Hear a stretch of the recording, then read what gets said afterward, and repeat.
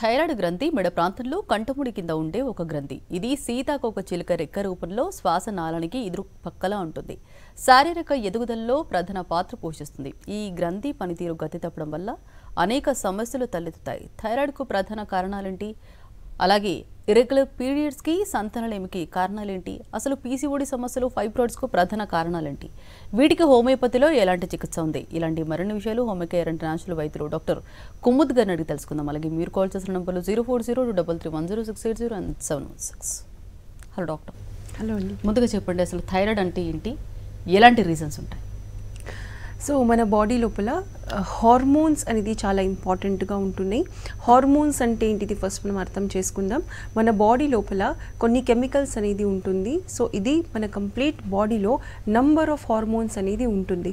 So అన్నిటికంటే ఎక్కువగా important మన బాడీకి మొత్తం హెడ్ నుంచి టోస్ వరకు కంప్లీట్ బాడీకి ఎఫెక్ట్ చేసే ఒక ఇంపార్టెంట్ గ్లాండ్ అనేది మన కరెక్ట్గా ఇక్కడ థ్రోట్లో ఉంటుంది. ఈ గ్లాండ్కి మనం థైరాయిడ్ గ్రంథి, థైరాయిడ్ గ్లాండ్ అనేది అంటూ ఉంటాము. దీంట్లో అన్నిటికంటే ఎక్కువగా important thyroid stimulating hormone TSH అని ఒక హార్మోన్ ఉంటుంది. ఈ హార్మోన్ అనేది ఎప్పుడైనా కూడా తగ్గినప్పుడు మనం ఈ ప్రాబ్లంకి మనం జనరల్గా హైపర్ థైరాయిడిజం అనేది అంటూ ఉంటాం. అదే సపోజ్ ఈ TSH హార్మోన్ అనేది 6 కంటే ఎక్కువగా పెరిగింది అంటే మనం దీనికి హైపోథైరాయిడిజం అనేది అంటూ ఉంటాం. అన్నిటికంటే ఎక్కువగా మనం చూసేది హైపోథైరాయిడిజం. హైపోథైరాయిడిజం మన ఇండియాలో 8 out of 10 అంటే 10కి 8 ఆడవాళ్ళకి జనరల్గా ప్రాబ్లం అనేది ఉంటుంది. దీనికి మనం ఒక ఆటో ఇమ్యూన్ డిసార్డర్ అనేది అంటూ ఉంటాము. ఆటో ఇమ్యూన్ డిసార్డర్ అంటే ఏంటిది? మన బాడీ లోపల ఏదో ఒక స్ట్రెస్ వల్ల మన బాడీ అనేది మన సెల్స్కి ఐడెంటిఫై చేయలేకపోతుంది అండ్ మన బాడీకి అది డిస్ట్రాయ్ అనేది చేస్తున్నది. సో ఈ TSH అనేది ఎప్పుడైనా పెరిగినప్పుడు కొన్ని లక్షణాలు అనేది ఉంటున్నాయి. కాకపోతే దీనికి కారణాలు ఫస్ట్ మనం అర్థం చేసుకోవాలంటే అన్నిటికంటే ఎక్కువగా ఇంతకుముందు మన బాడీ లోపల ఐడిన్ డెఫిషియన్సీ అంటే మన సాల్ట్ లోపల మనం చూస్తూ ఉంటాం, మనకు డాక్టర్స్ అనేది చెప్తుంటారు ఐడైజ్ సాల్ట్ అనేది యూస్ చేయాలి, సాల్ట్ లోపల ఐడిన్ ఉన్న సాల్ట్ యూస్ చేయాలి. కాకపోతే ఈ ఐడిన్ అనేది సాల్ట్లో ఎప్పుడు తక్కువ ఉంటుంది, ఎవరైతే ఎక్కువగా హిల్లీ రీజియన్స్లో ఉంటున్నారో వాళ్ళకి ఈ ఐడిన్ అనేది సాల్ట్లో తక్కువగా ఉంటుంది. ఇది బేసిక్ రీజన్ అనేది జనరల్గా TSHకి పెరగడానికి ఒక రీజన్ ఉంటుంది. సెకండ్ రీజన్ అనేది స్ట్రెస్. ఎక్కువగా మెంటల్ స్ట్రెస్ ఉన్న వాళ్ళకి ఇది అబ్నార్మల్గా ఫంక్షన్ అనేది అవుతుంది. బికాజ్ మెంటల్ స్ట్రెస్ ఎక్కువగా ఉన్న వాళ్ళకి థైరాయిడ్ హార్మోన్ అనేది ఇమ్మీడియట్గా ఎఫెక్ట్ అనేది అవుతుంది. థర్డ్ వచ్చేసి అన్నెసెసరీ అన్హెల్దీ హ్యాబిట్స్. అంటే ఈరోజు మనం ఎక్కువగా చూస్తూ ఉంటాము చిన్న ఏజ్ నుంచి చిన్న పిల్లలు అన్హెల్దీ ఫుడ్స్ అనేది ఎక్కువగా తీసుకుంటూ ఉంటారు. సో లైఫ్ స్టైల్ అబ్నార్మల్గా ఉంటే కూడా ఈ ప్రాబ్లమ్స్ వచ్చే ఛాన్సెస్ అనేది ఉంటుంది. సో బేసిక్గా ఇవి 3 అనేది రీజన్స్ అనేది ఉంటుంది. కొంతమందికి సపోజ్ ఫ్యామిలీలో ఉన్నది అంటే 50% ఛాన్స్ అనేది ఉంటుంది. మీ మదర్లో ఉంది, మీ మదర్ వాళ్ళ పేరెంట్స్లో ఉన్నదంటే డెఫినెట్గా మీకు వచ్చే ఛాన్సెస్ అనేది ఉంటుంది. అలాంటి వాళ్ళు డెఫినెట్గా ఎవ్రీ 6 monthsకి 1 yearకి ఒకసారి 15 years ఏజ్ అయిన తర్వాత TSH హార్మోన్ లేకపోతే థైరాయిడ్ ప్రొఫైల్ అనేది ఉంటుంది. దీంట్లో TSH, T3, T4 ఈ 3 హార్మోన్స్ అనేది ఇంపార్టెంట్ ఉంటుంది. దాంట్లో అన్నిటికంటే ఇంపార్టెంట్ అనేది TSH హార్మోన్ అనేది ఉంటుంది. సో ఈ చెకప్ అనేది డెఫినెట్గా చేయించుకుంటూ ఉండాలి. సపోజ్ మీ ఫ్యామిలీలో అట్లీస్ట్ ఒక 1 member కానీ 1 కంటే ఎక్కువ మెంబర్ 2-3కి ఉన్నదంటే మీరు డెఫినెట్గా కంపల్సరీ మీరు చెక్ చేయించుకోవాలి. అండ్ థైరాయిడ్ రాకుండా ఏదైతే మనం మీకు ప్రికాషన్స్ చెప్తున్నామో అది మీరు ఫాలో అనేది తప్పకుండా చేయాల్సి ఉంటుంది. ఓకే అండి, మెయిన్గా థైరాయిడ్కి సంబంధించి అంటే ఇన్ కేస్ థైరాయిడ్ ఉంటే ప్రెగ్నెన్సీకి ప్రాబ్లం ఉంటుందా? సో జనరల్గా మనం అర్థం చేసుకున్నట్లు థైరాయిడ్ హార్మోన్, థైరాయిడ్ గ్లాండ్ అనేది మొత్తం మన బాడీకి ఎఫెక్ట్ అనేది చేస్తుంది. సపోజ్ మీకు TSH అంటే హైపోథైరాయిడిజం సపోజ్ మీకు ఉన్నది అంటే స్టార్టింగ్ సిమ్టమ్స్లో జనరల్గా మనం ఫస్ట్గా చూసేది వెయిట్ పెరగడం లేకపోతే వెయిట్ అనేది సడన్గా దిగిపోవడం, హెయిర్ లాస్, చాలా సివియర్గా హెయిర్ లాస్ రావడం అండ్ కొంతమందికి ఈవెన్ బోన్ పెయిన్స్ అంటే జాయింట్ పెయిన్స్ అనేది స్టార్ట్ అవుతున్నాయి. ఇవి బేసిక్గా మనం క్లినికల్ ప్రాక్టీస్లో చూసిన సిమ్టమ్స్. కాకపోతే ఇది కాకుండా కొంతమంది మగవాళ్ళకి స్పెషల్గా హైపర్ థైరాయిడిజం అంటే TSH ఎప్పుడైతే బాగా తక్కువగా ఉంటుంది 0.1 కంటే తక్కువగా ఉంటుందంటే మనం దానికి హైపర్ థైరాయిడిజం అనేది అంటూ ఉంటాం. అలాంటి కండిషన్స్లో పల్పిటేషన్స్ అంటే మీ గుండె దడ అనేది ఎక్కువగా అవుతుంది, మీకు చాలా ఎక్కువగా చిన్న చిన్న మాటలకి మీరు యాంగ్జైటీ ఫీల్ అవుతున్నారు, ఒత్తిడి ఫీల్ అవుతున్నారు అంటే ఇది కూడా ఒక సిమ్టమ్ అనేది ఉంటుంది థైరాయిడ్ అబ్నార్మల్ రావడానికి. So one of the symptoms మీకు సపోజ్ మ్యారేజ్ అయిన తర్వాత మీకు పీరియడ్స్ రెగ్యులర్ ఉన్నాయి బట్ సడన్గా మీకు పీరియడ్స్ అబ్నార్మల్ అయినాయి అండ్ మీకు ప్రెగ్నెన్సీ అనేది రావట్లేదు అంటే డెఫినెట్గా మన థైరాయిడ్ హార్మోన్ ఇది చాలా మేజర్గా రోల్ ప్లే చేస్తున్నది. థైరాయిడ్ హార్మోన్ అనేది ప్రెగ్నెన్సీ రాకపోవడం దీనికి ఒక మెయిన్ రీజన్ అనేది ఉంటుంది. ప్రెగ్నెన్సీలో TSH హార్మోన్ అనేది ఇంక్రీజ్ అవుతుంది. సపోజ్ కోర్స్ కొంతమంది కేసెస్లో ఈవెన్ ప్రెగ్నెన్సీ వచ్చిన తర్వాత కూడా కొంతమందికి ఇన్ఫర్టిలిటీ మాత్రమే కాదు, ఫస్ట్ టైం వచ్చిన తర్వాత సెకండ్ ప్రెగ్నెన్సీలో కూడా ప్రాబ్లం అనేది అవుతుంది. Because first time pregnancy confirm చేసుకోవడానికి అందరూ నార్మల్గా రిపోర్ట్స్ అనేది చెప్పించుకుంటూ ఉంటారు, దాంట్లో ఎక్కడైనా కూడా ఐడెంటిఫై అవుతుంది. కొన్ని కేసెస్లో TSH ప్రెగ్నెన్సీ వచ్చిన తర్వాత కూడా పెరిగినప్పుడు ఈ TSH హార్మోన్ పెరిగితే కొంతమందికి అబార్షన్స్ అయ్యే ఛాన్సెస్ కూడా ఉంటుంది. సో ఈ థైరాయిడ్ వల్ల ఇన్ఫర్టిలిటీ వస్తుందా? ఎస్, డెఫినెట్గా. థైరాయిడ్ హార్మోన్ స్పెషల్గా ఆడవాళ్ళకి ఎక్కువగా ఉంటుంది, అబ్నార్మల్గా ఉంటుంది. కాబట్టి బికాస్ దీనికి రీజన్ అనేది ఆడవాళ్ళు కొంచెం ఎక్కువగా కాంప్లికేటెడ్ హార్మోనల్ సిస్టమ్ అనేది ఉంటుంది, అంటే నంబర్ ఆఫ్ హార్మోన్స్ ఆడవాళ్ళు ఎక్కువగా ఉంటున్నాయి. సో థైరాయిడ్ ఎప్పుడైతే అబ్నార్మల్ అవుతుందో పీరియడ్స్ కూడా ఇర్రెగ్యులర్గా అవుతుంది, అండ్ కొంతమందికి థైరాయిడ్ వచ్చిన తర్వాత PCOD కూడా డిటెక్ట్ అనేది అవుతుంది. సో థైరాయిడ్ ద్వారా PCOD ఎవరికైతే ఉంటుందో వాళ్ళకి కంపల్సరీ ఇన్ఫర్టిలిటీ అనేది ఉంటుంది. నార్మల్గా థైరాయిడ్ మీకు మొదటి నుంచి ఉన్నది, నార్మల్గా ఉన్నది, అండ్ మీకు ఆఫ్టర్ ప్రెగ్నెన్సీ వచ్చిందంటే నార్మల్గా అది కంటిన్యూ అలాగే అవుతుంది. కొంతమందికి అది రివర్స్ అయ్యే ఛాన్సెస్ కూడా డెఫినెట్గా ఉంటుంది. సో ఫర్టిలిటీకి థైరాయిడ్ PCOD అనేది చాలా ఎక్కువగా ఇంపార్టెంట్ రోల్ ప్లే చేస్తుంది. ఓకే అండి, థైరాయిడ్కి సంబంధించి అంటే రూట్ కాజ్ ఉండే ఛాన్స్ ఉందా? దట్టు కాంప్లికేషన్స్ ఎలా ఉంటాయి ఇన్ కేస్ నెగ్లెక్ట్ చేస్తే? సో జనరల్గా థైరాయిడ్ లోపల ఈ రూట్ కాజ్ అనేది మన డయట్ అండ్ మన mental stress. So TSH increase అవ్వడానికి, TSH తగ్గడానికి కూడా రెండుకి కూడా అది ఇంక్రీజ్ అయినా సరే డిక్రీజ్ అయినా సరే మీకు హైపోథైరాయిడిజం, హైపర్ థైరాయిడిజం ఏదైనా సరే. కాకపోతే మనం ఎక్కువగా చూసిన కేసెస్లో హైపోథైరాయిడిజం అనేది చాలా ఎక్కువగా ఉంటుంది. 10 to 20% కేసెస్లో మాత్రమే హైపర్ థైరాయిడిజం అనేది ఉంటుంది. కాకపోతే హైపర్ థైరాయిడిజం అనేది కొంచెం ఎక్కువగా డేంజరస్ అనేది ఉంటుంది. బికాస్ దీంట్లో TSH అనేది చాలా తగ్గినప్పుడు మనకు అది హార్ట్ మీద ఎఫెక్ట్ అనేది చేస్తున్నది. పాల్పిటేషన్స్ అంటే సేమ్ ఇట్లనే మీకు చెస్ట్లో పెయిన్ వచ్చి మళ్ళీ మీరు టెన్షన్లో రావడం ఇవన్నీ అనేది జనరల్గా జరుగుతున్నది. హైపర్ థైరాయిడిజంలో ఒక మేజర్ కాంప్లికేషన్ ఉంటుంది, సడన్ వెయిట్ లాస్, అండ్ అది కంటిన్యూస్గా జరుగుతూ ఉన్నది. అంటే మీకు మేజర్ వెయిట్ లాస్ అయినప్పటికీ కూడా మీకు కంటిన్యూస్గా వెయిట్ లాస్ అనేది జరుగుతూ ఉన్నది. అదే హైపోథైరాయిడిజం, TSH మీకు ఎప్పుడైతే ఎక్కువగా ఉంటుందో మీకు ఎలాంటి రీజన్స్ లేకుండా మీ వెయిట్ అనేది పెరుగుతూ ఉంటుంది, మీ ఫ్యాట్ పర్సంటేజ్ పెరుగుతూ ఉంటుంది. దాని ద్వారా ఇంకా వేరే మీకు హార్మోనల్ ఇంబ్యాలెన్సెస్ అనేది ఉంటుంది. బికాస్ TSH హార్మోన్ అనేది మన కంప్లీట్ బాడీకి ఎఫెక్ట్ చేస్తుంది. దీని ద్వారా వేరే హార్మోన్స్ స్పెషల్గా ఆడవాళ్ళలో FSH, LH, ప్రోలాక్టిన్ ఇవన్నీ హార్మోన్స్, ఈస్ట్రోజన్, ప్రొజెస్ట్రాన్ ఇవన్నీ కూడా అబ్నార్మల్గా అఫెక్ట్ అవుతుంది. డైరెక్ట్లీ కొన్ని ఇండైరెక్ట్గా అఫెక్ట్ అయితే డెఫినెట్గా అవుతుంది. సో ఇది ఒక సైకిల్ అనేది క్రియేట్ అయిపోతుంది. కొంతమందికి TSH అనేది అబ్నార్మల్గా ఫ్లక్చుయేషన్స్ అనేది ఉంటుంది. ఫ్లక్చుయేషన్స్ అంటే సడన్గా వాళ్ళు మెడిసిన్స్ వాడినప్పుడు TSH హైపోథైరాయిడిజం నుంచి తగ్గిపోయి హైపర్ థైరాయిడిజంకి వెళ్ళిపోతుంది. ఈ సైకిల్ అనేది కంటిన్యూస్గా నడుస్తూ ఉంటుంది. సో ఇది మన థైరాయిడ్ కేసెస్లో ఒక మేజర్ కాంప్లికేషన్ అనేది అంటూ ఉంటాం. కాకపోతే దీనికి డీల్ చేయడానికి వాళ్ళు రెగ్యులర్గా థైరాయిడ్ హార్మోన్కి టెస్ట్ అనేది చెప్పించుకుంటూ ఉండాలి. TSH మాత్రమే కాదు, ఎవరికైతే TSH అనేది సడన్గా చేంజ్ అయిపోతుంది, ట్రీట్మెంట్ ఉన్నప్పుడు స్టేబుల్ ఉండకుండా అప్స్ అండ్ డౌన్స్ ఉన్నాయి, సడన్గా పెరిగిపోతుంది, సడన్గా తగ్గిపోతుంది అంటే డెఫినెట్గా వాళ్ళు దీంట్లో యాంటీబాడీ టెస్ట్ అనేది ఉంటుంది, థైరాయిడ్ యాంటీబాడీ టెస్ట్, అది కూడా చేయించుకోవాలి. ఈ థైరాయిడ్ యాంటీబాడీ టెస్ట్లో మనకు అర్థమవుతుంది మీ ఎక్కువగా మీ థైరాయిడ్ హార్మోన్స్ అనేది సడన్గా అబ్నార్మల్ దేనివల్ల జరుగుతుంది. సో కాంప్లికేషన్స్లో మల్టిపుల్ నెంబర్ ఆఫ్ కాంప్లికేషన్స్ ఉంటాయి. ఇన్ఫర్టిలిటీ అనేది డెఫినెట్గా ఒక కాంప్లికేషన్ ఉంటుంది సపోజ్ మీ థైరాయిడ్కి మీరు కరెక్ట్గా ట్రీట్ చేయకపోతే. కొన్ని కేసెస్లో థైరాయిడ్ అనేది బాగా ఎక్కువ స్వెల్లింగ్ అనేది వస్తుంది. దాంట్లో కొన్ని కండిషన్స్ గొయిటర్ కూడా ఉంటాయి, అంటే దాంట్లో థైరాయిడ్ అనేది నార్మల్ ఉంది అయినప్పటికీ మీకు థైరాయిడ్ ఈ గ్లాండ్ లోపల వాపు అనేది ఉన్నది. సో ఆ కండిషన్కి మనం గొయిటర్ అనేది అంటూ ఉంటాం. అగైన్ దాంట్లోపల మన ఫుడ్ అనేది చాలా ఎక్కువగా ఇంపార్టెంట్ ఉంటుంది. కొంతమందికి చాలా రేర్ కండిషన్స్లో థైరాయిడ్ అనేది ఎక్కువగా ప్రాబ్లం ఉన్నప్పుడు సర్జికల్ కండిషన్స్ కూడా ఉంటుంది. అది కాకపోతే చాలా తక్కువగా రేర్ ఉంటుంది, 1% కంటే తక్కువగా అనేది ఉంటుంది. సో థైరాయిడ్ హార్మోన్ అనేది మీకు ప్రాబ్లమ్స్ ఉన్నా లేకున్నా అట్లీస్ట్ 1 yearకి ఒకసారన్నా మీరు థైరాయిడ్ టెస్ట్ అనేది డెఫినెట్గా చేయించుకోవాలి. ఓకే అండి, మెయిన్గా అంటే డయట్ ఎలా ఉండాలి మరి థైరాయిడ్కి సంబంధించి, 2 టైప్స్కి సంబంధించి? సో జనరల్గా ఈ థైరాయిడ్ లోపల కొన్ని డయట్స్ అనేది ఉంటుంది. జనరల్గా గోయిట్రోజెనిక్ సబ్స్టెన్సెస్ అంటే ఈ థైరాయిడ్కి పెంచే కొన్ని ఫుడ్ ఐటమ్స్ అనేది ఉంటుంది. దాంట్లో అన్నిటికంటే ఎక్కువగా అందరికీ తెలిసింది జనరల్గా క్యాబేజ్ అండ్ కాలీఫ్లవర్ అనేది ఫ్యామిలీ అనేది ఇది థైరాయిడ్కి పెంచే TSHకి ఇంక్రీజ్ చేసే దీంట్లోపల తత్వాలు ఉంటున్నాయి. సో దీనికి ఫస్ట్గా అవాయిడ్ చేయమని చెప్తూ ఉంటారు. కాకపోతే ఎవరైతే తీసుకోవాలనుకుంటున్నారో వాళ్ళు రెగ్యులర్గా తీసుకోకుండా దానికి బాయిల్డ్ ఫామ్లో డెఫినెట్గా తీసుకోవచ్చు. TSH టీఎస్హెచ్ అనేది డెఫినెట్గా మీకు కంట్రోల్గా ఉంటుంది మీరు దీనికి కంట్రోల్డ్గా తీసుకుంటే. కొంతమంది ఎక్కువగా తీసుకుంటూ ఉంటారు, వాళ్ళకి టీఎస్హెచ్ అనేది అఫెక్ట్ అవుతుంది ఇవి 2 ఫుడ్ ఐటమ్స్తోని. దీంతోపాటు ఎక్కువగా హెవీగా కార్న్ ఐటమ్స్, జనరల్గా కార్న్ తీసుకుంటే కూడా క్యాబేజ్ అండ్ కాలీఫ్లవర్ లాగా టీఎస్హెచ్ అనేది ఇంక్రీజ్ అనేది అవుతుంది. అదే హైపర్ థైరాయిడిజం, టీఎస్హెచ్లో హైపర్ థైరాయిడిజం అనేది సడన్గా తగ్గిపోతుంది. దీంట్లో జనరల్గా అగైన్ వైట్ ఫ్లవర్ అంటే మేదా లాంటి సబ్స్టెన్సెస్ ఏదైతే ఉంటున్నాయో జనరల్గా ఈరోజు మనం చూస్తూ ఉంటాము ఎక్కువగా బ్రెడ్స్ లాంటి ఫుడ్స్ అనేది తీసుకుంటూ ఉంటారు. అలాంటి ఫుడ్స్ అనేది కంప్లీట్గా స్టాప్ చేయాల్సి ఉంటుంది. కాకపోతే ఇది టీఎస్హెచ్ అనేది ప్లస్ మైనస్ 2 ఇంక్రీజ్ అయినా తగ్గినా ఈ వైట్ ఫ్లోర్ అనేది కంపల్సరీ స్టాప్ అనేది చేయాల్సి ఉంటుంది. ఇది బేసిక్ అనేది జనరల్గా మనం చెప్తూ ఉంటాం.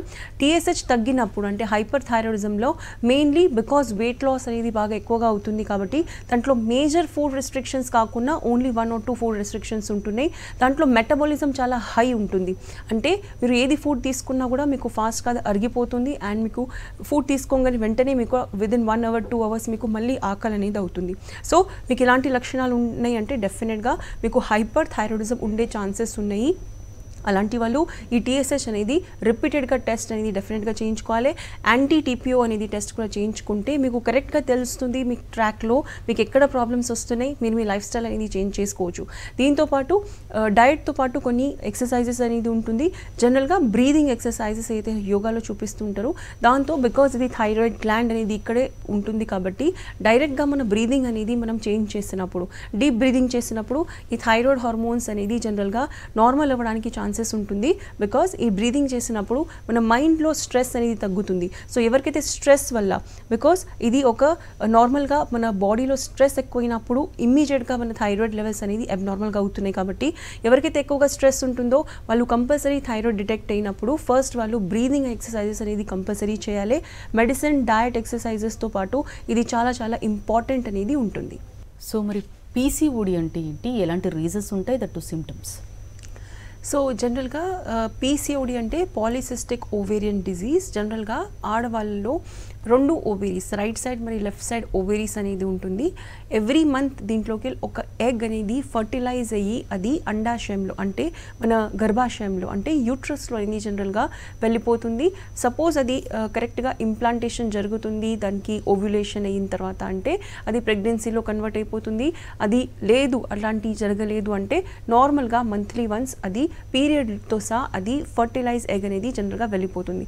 అంటే ఏదైతే ఫాలికల్ ఉందో ఓవరీస్లోకి అది పీరియడ్ రూపంలో అది వెళ్ళిపోతుంది. సో నార్మల్గా ఎవ్రీ మంత్ ఒక ఫీమేల్కి ఎగ్ రిలీజ్ అయినప్పుడు నార్మల్గా ఇది పీరియడ్ సైకిల్ అనేది కంటిన్యూ అనేది అవుతుంది. సో ఎవ్రీ మంత్ ఏదైతే ఎగ్ రిలీజ్ అయ్యే ప్రాసెస్ ఉంటుందో జనరల్గా దీనికి మనం ఓవ్యులేషన్ అనేది అంటూ ఉంటాం. సో ఈ ఎగ్ అనేది ప్రాపర్గా ఎవ్రీ మంత్ ఫామ్ అనేది అవుతుంది. పీసీఓడిలా జనరల్గా ఈ ఎగ్ అనేది జనరల్గా రిలీజ్ అనేది అవ్వదు. అంటే పాలిసిస్టిక్ ఓవేరియన్ డిజీజ్ లోపల జనరల్గా సిస్ట్ అనేది ఫామ్ అవుతున్నాయి. అంటే నంబర్ ఆఫ్ సిస్ట్ ఎక్కువగా ఉన్నప్పుడు మనం దానికి పీసీఓడి పాలిసిస్టిక్ అనేది అంటుంటాం. పాలి అంటే నంబర్ ఆఫ్ 3, 4, 5 కంటే ఎక్కువగా సైజ్ ఉన్నప్పుడు మనం దానికి నంబర్ ఆఫ్ సిస్ట్ అంటే జనరల్గా వాటర్ ఫిల్డ్ చిన్న చిన్న బబుల్స్. ఈ చిన్న చిన్న బబుల్స్ ఏదైతే ఉంటున్నాయో జనరల్గా ఎవ్రీ మంత్ పీరియడ్ ఉన్నప్పుడు, పీరియడ్ కంటే ఒక 2-3 days బిఫోర్ నార్మల్గా ఫామ్ అవుతుంది. కొంతమంది అమ్మాయిలకి హార్మోనల్ ఇంబ్యాలెన్సెస్ వల్ల ఇది కంటిన్యూ అయిపోతుంది. ఇదే సపోజ్ కంటిన్యూ అవుతుందంటే అది పీసీఓడిలో కన్వర్ట్ అనేది అవుతుంది. అలాంటి టైంలో జనరల్గా పీరియడ్స్ అనేది స్టాప్ అయిపోతాయి. కొంతమందికి చాలా ఎక్కువ మంత్స్ వరకు అంటే 3 months 4 months వరకు కూడా పీరియడ్స్ రాకుండా జనరల్గా మనం చూస్తూ ఉంటాం పీసీఓడిలో. సో జనరల్గా మీకు సపోజ్ సిస్ట్ ఉన్నది, సిస్ట్లో కూడా కేటగిరీస్ ఉంటాయి, simple cyst and polycystic ovaries. So జనరల్గా సింపుల్ సిస్ట్ అనేది నార్మల్గా అమ్మాయిలకి వస్తూ ఉంటుంది, పోతూ ఉంటుంది. ఆటోమేటిక్గా పీరియడ్స్ వచ్చినప్పుడు అది కరిగిపోయి బ్లీడింగ్లో జనరల్గా అది రిలీజ్ అయిపోతుంది. కొంతమందికి ఇది ఇలాగే కంటిన్యూ అవుతుంది బికాస్ వాళ్ళది లైఫ్ స్టైల్ అనేది అగైన్ మనం థైరాయిడ్లో చూసినట్లు లైఫ్ స్టైల్ అనేది బాగాలేదు, లేకపోతే వాళ్ళు ఎక్సర్సైజెస్ అనేది ఏమీ చేయట్లేరు, అన్నెసెసరీ ఎక్కువగా అవుట్ సైడ్ ఫుడ్ తీసుకుంటున్నారు, ఎక్కువగా స్ట్రెస్ అనేది ఉన్నది. ఇది ఈ రోజు కాలంలో మనం చూసిన కండిషన్స్. ఇంతకుముందు ఒక 10, 20, 30 ఇయర్స్ బ్యాక్ మాట, 35 ఇయర్స్ తర్వాతనే ఈ పీసీఓడి ప్రాబ్లం అనేది జనరల్గా వస్తుండే. 30 ఇయర్స్ కంటే ముందు ఎప్పుడు కూడా ఈ పీసీఓడి ప్రాబ్లం అనేది మనం చూసేవాళ్ళం కాము. ఈ రోజు మనం 14 ఇయర్స్, 15 ఇయర్స్, ఈవెన్ 13 ఇయర్స్ లాంటి చిన్న అమ్మాయిలో కూడా మనం ఇది పీసీఓడి ప్రాబ్లం అనేది చూస్తున్నాము. సో దానికి మెయిన్ రీజన్ అనేది మనది అన్హెల్దీ డయట్ అనేది జనరల్గా మనం డాక్టర్స్ అనేది దీనికి ఒక రీజన్ అనేది అనుకోవచ్చు. సో సిమ్టమ్స్ అనేది ఎక్కువగా వెయిట్ గెయిన్ అవ్వడం, పీరియడ్స్ ఇర్రెగ్యులర్గా ఉండడం, 3-4 మంత్స్ వరకు రాకపోవడం, కొంతమందికి చాలా సింపుల్గా సిస్ట్ ఉంటే మంత్లీ పీరియడ్స్ అనేది వస్తుంది, కాకపోతే అది సడన్గా మీరు స్కానింగ్ చేపిస్తే సిస్ట్ ఉన్నట్లు కనిపిస్తుంది. బట్ దాంట్లోపల ఓవ్యులేటరీ సైకిల్స్ అంటే ఓవ్యులేషన్ కాకుండా సైకిల్స్ అనేది కూడా ఉంటున్నాయి. సో డెఫినెట్గా దానికి కరెక్ట్గా యూఎస్జీ అబ్డామిన్ టెస్ట్ అనేది 6 మంత్స్ కానీ 1 ఇయర్కి ఒకసారి డెఫినెట్గా చేయించుకుంటూ ఉండాలి. దీంతోపాటు హెయిర్ ఫాల్, ఫేస్ మీద హెయిర్, ఇక్కడ జనరల్గా ముస్టాచెస్ రావడం అంటే అన్వాంటెడ్ హెయిర్, ఆడవాళ్ళలో అన్వాంటెడ్ హెయిర్ ఉన్నాయంటే పీసీఓడి ఉన్నప్పుడు మాత్రమే జనరల్గా జరుగుతుంది. బికాస్ దీంట్లోపల టెస్టోస్టెరాన్ హార్మోన్ అనేది ఎక్కువగా ఉంటుంది, ఈస్ట్రోజన్ అనేది చాలా తగ్గిపోతూ ఉంటుంది. వెయిట్ అనేది సివియర్గా గెయిన్ అవ్వడం, కొంతమందికి పీసీఓడి కంటిన్యూ అయినప్పుడు థైరాయిడ్ కూడా జనరల్గా డిటెక్ట్ అవుతుంది. బికాస్ అగైన్ అన్ని హార్మోన్స్ ఇంబ్యాలెన్స్ ఉన్నప్పుడు థైరాయిడ్ కూడా దీంట్లో ఇన్వాల్వ్ అయిపోతుంది. కొంతమందికి ఆపోజిట్గా ఫస్ట్ థైరాయిడ్ అనేది వస్తుంది అమ్మాయిల్లో, దాని తర్వాత వాళ్ళకు పీసీఓడి అనేది వస్తున్నది. సో పీసీఓడిలో జనరల్గా మనం ఎక్కువగా చూసిన లక్షణాల్లో హిర్సుటిజం అంటే అన్వాంటెడ్ హెయిర్ ఫేస్ మీద పైన రావడం, అండ్ వెయిట్ ఎక్కువగా గెయిన్ అవ్వడం, అండ్ ఇర్రెగ్యులర్ పీరియడ్స్ రావడం చాలా ఇంపార్టెంట్ అనేది ఉంటుంది. పీసీఓడి ఉన్నప్పుడు ఎక్కువ లాంగ్ టర్మ్ నుంచి ఎవరికైతే పీసీఓడి ఉంటుందో వాళ్ళకు ఇన్ఫర్టిలిటీ అయ్యే ఛాన్సెస్ 90% ఉంటుంది. కాబట్టి మీకు చిన్న ఏజ్లోనే పీసీఓడి తెలిసింది అంటే డెఫినెట్గా దానికి పర్మనెంట్గా క్యూర్ అనేది చేయించుకోవాల్సి ఉంటుంది. రెండు కాలర్ కూడా లైన్లో ఉన్నారు. నిర్మల ప్రకాశం నుంచి మాట్లాడండి, మీ సమస్య చెప్పండి. అండి పాప ఫస్ట్ ఇయర్ అయిపోయింది, నెలకి డేట్ ఉండదండి. ఓకే అండి, ఎన్ని మంత్స్కి డేట్ వస్తుంది? అది మాట్లాడము. 5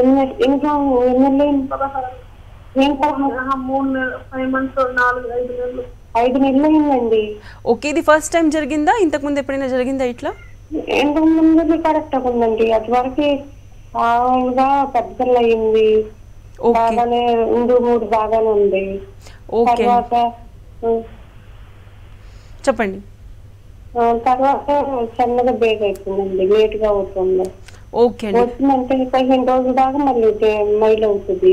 ఓకే అండి, సరే నేను మీకు ఆన్సర్ ఇస్తాను. సో కాలేజ్ అడిగింది 5 మంత్స్ నుంచి పీరియడ్స్ అనేది రాలేదు, ఫస్ట్ ఇయర్ కాలేజ్లో చదువుకుంటుంది అమ్మాయి. సో వెయిట్ అనేది కూడా కొంచెం గెయిన్ అయ్యింది, కొన్ని వేరే లక్షణాలు కూడా కనిపిస్తూ ఉన్నాయి. సో డెఫినెట్గా ఇది పీసీఓడి ఉండే ఛాన్సెస్ అనేది 90% ఉంది. నేను మీకు ఒక అడ్వైస్ ఇస్తాను. మీరు మీ లోకల్ డాక్టర్ ఎవరైతే ఉన్నారో అక్కడ జనరల్గా స్కానింగ్ అంటే అబ్డామెన్ది స్టమక్కి పైకి వెళ్ళి స్కానింగ్ అనేది చేస్తూ ఉంటారు. ఏదైనా కూడా జనరల్గా డయాగ్నోస్టిక్ సెంటర్లా కానీ లేకపోతే గైనెక్ డాక్టర్స్ కానీ జనరల్గా చేస్తూ ఉంటారు. సో డెఫినెట్గా మీరు ఒక్కసారి వెళ్ళి ఈ రిపోర్ట్ అనేది చెప్పించుకోండి. ఈ రిపోర్ట్ తీసుకొని మీ దగ్గరలో ఉన్న హోమియోకేర్ ఇంటర్నేషనల్కి మీరు డెఫినెట్గా కన్సల్ట్ అవ్వండి. నేను చెప్పినట్లు దీనికి కొన్ని ఎక్సర్సైజెస్ అండ్ డయట్ ఏదైతే చెప్పానో అది కూడా మీరు ఫాలో అనేది చేస్తే మెడిసిన్స్తో పాటు మీకు ఇది లాంగ్ టర్మ్లో తగ్గిపోతుంది. మీకు రీసెంట్గా ఇది వచ్చిందంటే ఒక 1 to 2 ఇయర్స్ టైంలో ఇది పూర్తిగా తగ్గిపోతుంది. జనరల్గా దీనికి ఎక్కువ టైం అనేది పడుతుంది, బికాస్ హార్మోన్ ఇంబ్యాలెన్సెస్ అనేది సడన్గా కాదు, అట్లీస్ట్ 1 to 2 ఇయర్స్ బిఫోర్ మీకు జనరల్గా ఇది హార్మోన్ ఇంబ్యాలెన్స్ అనేది బాడీలో లోపల నుంచి స్టార్ట్ అవుతుంది. కాబట్టి మనం లోపలికి బాడీకి క్లీన్ చేయాల్సి ఉంటుంది, హార్మోనల్ ఇంబ్యాలెన్సెస్కి రివర్స్ చేయాల్సి ఉంటుంది. కాబట్టి జనరల్గా minimum 6 months to 1 year time పడుతుంది. కొన్ని కేసెస్లో 1 year కంటే ఎక్కువ టైం పట్టిన కేసెస్ కూడా డెఫినెట్గా మనం చూస్తూ ఉంటాం. ఓకే అండి, మెయిన్గా పీసీఓడికి సంబంధించి పీసీఓడి చెప్పారు, మరి పీసీఓఎస్ అంటే ఏంటి? సో జనరల్గా పీసీఓడిలోనే చాలా చిన్న ప్రాబ్లం అంటే పాలిసిస్టిక్ ఓవేరియన్ డిజీజ్ అంటే మీకు 2 sides అనేది ఉంటుంది. రైట్ సైడ్ మరియు లెఫ్ట్ సైడ్ రెండుట్లో సిస్ట్ అనేది మీకు ఎక్కువగా కనిపిస్తున్నాయి. కొంతమంది కేసెస్లో ఓన్లీ 1 side మాత్రమే ఉంటుంది. కాకపోతే బైలేటరల్ అంటే 2 sides right and left side మీకు సిస్ట్ అనేది బాగా ఎక్కువగా ఉన్నది అని జనరల్గా మనం చూస్తూ ఉంటాము. కాకపోతే మీకు ఓన్లీ అండ్ ఓన్లీ ఒక సింపుల్ సిస్ట్ మాత్రమే ఉన్నది. కాకపోతే దానివల్ల మీకు ఎలాంటి సిమ్టమ్స్ అనేది లేదు. సో పీసీఓఎస్ అంటే పాలిసిస్టిక్ ఓవేరియన్ సిండ్రమ్. మీకు పీసీఓడి అనేది లేదు, మంత్లీ పీరియడ్స్ వస్తున్నాయి అండ్ పీసీఓడిలో ఉన్నట్లు సిమ్టమ్స్ అనేది ఎలాంటివి లేవు. కాకపోతే మీరు స్కానింగ్ చేయించినప్పుడు దాంట్లోపల పాలిసిస్టిక్ ఓవేరియన్ సిండ్రమ్ అనేది వస్తున్నది. బికాస్ దాంట్లోపల నంబర్ ఆఫ్ సిస్ట్ అనేది ఉన్నాయి, కాకపోతే మీకు ఎలాంటి లక్షణాలు లేవు, మంత్లీ పీరియడ్స్ కరెక్ట్గా వస్తున్నాయి. కాబట్టి మనం దానికి పాలిసిస్టిక్ ఓవేరియన్ సిండ్రమ్ అనేది అంటాం.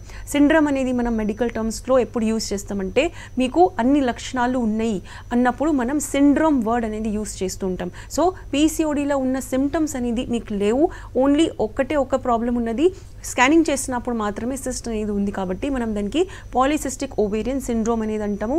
దీంట్లోపల జనరల్గా పేషెంట్కి ఎవరికైతే ఈ ప్రాబ్లం ఉందో వాళ్ళకి ఉన్నట్లు తెలియదు, సడన్గా మీ స్కానింగ్ అనేది చేయించుకున్నప్పుడు మాత్రమే తెలుస్తుంది. ఒక లక్షణం ఉంటుంది, ఎవ్రీ టైం మంత్లీ పీరియడ్స్ వచ్చినప్పుడు బాగా పెయిన్ అనేది ఎక్కువగా ఉంటుంది. కొన్ని కేసెస్లో అది ఐరన్ డెఫిషియన్సీ ఉన్నా కూడా జనరల్గా పెయిన్ అనేది ఉంటుంది. అండ్ కొన్ని కేసెస్లో పీసీఓఎస్ ఉన్నప్పుడు కూడా జనరల్గా పెయిన్ అనేది చాలా ఎక్కువగా ఉంటుంది. సో ఇది ఒక మైనర్ డిఫరెన్స్ అనేది ఉంటుంది. కాకపోతే పీసీఓడి అనేది ఎక్కువగా సివియర్ కండిషన్ ఉంటుంది. పీసీఓఎస్ ద్వారా జనరల్గా సపోజ్ పీసీఓఎస్ లోపల మీకు ఓవ్యులేషన్ అనేది జరుగుతలేదంటే అప్పుడే మీకు ఇన్ఫర్టిలిటీ ప్రాబ్లం అనేది జనరల్గా ఉంటుంది. కొంతమందికి ఓవ్యులేషన్ అంటే ఎగ్ రిలీజ్ ప్రాబ్లంగా జరుగుతున్నది, అలాంటప్పుడు ఇన్ఫర్టిలిటీ అనేది ఉండే ఛాన్సెస్ తక్కువగా ఉంటాయి. పీసీఓడిలో డెఫినెట్గా మీకు ఇన్ఫర్టిలిటీ ఉండే ఛాన్సెస్ 90% అనేది ఉంటుంది. ఓకే అండి, మరి ఫైబ్రాయిడ్స్ అంటే ఏంటి, అలాగే రీజన్స్ ఎలా ఉంటాయి, ఇది కాంప్లికేటెడా? జనరల్గా మన గర్భాశయం అంటే రెండు ఓవేరీస్ రైట్ అండ్ లెఫ్ట్ సైడ్ ఉంటుంది.